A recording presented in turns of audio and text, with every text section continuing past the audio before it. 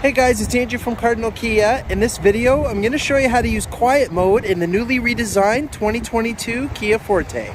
I have in front of me here an EX Plus IVT in radiant red. Let's get started.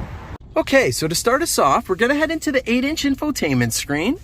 We're going to go into all menus in the bottom left corner, and then you're going to see quiet mode here. If we go into that, when quiet mode is selected, the radio or media is played only in the front seats. So it's going to cut out all of the sound from the rear seats and not play in any of the speakers. And the volume will only come from the front seats.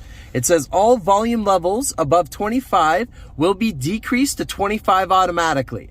So in the 22 Forte, they changed the volume level and now it goes up to 75. So when it cuts it back to 25, I feel that's a fairly reasonable volume.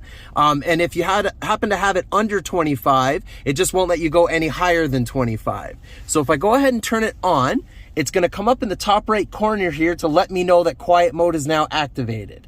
If you find that you're going to be using this feature more often, we can always set the custom button here to go into quiet mode. So it would just be a quick one button press if you wanted to go right into quiet mode.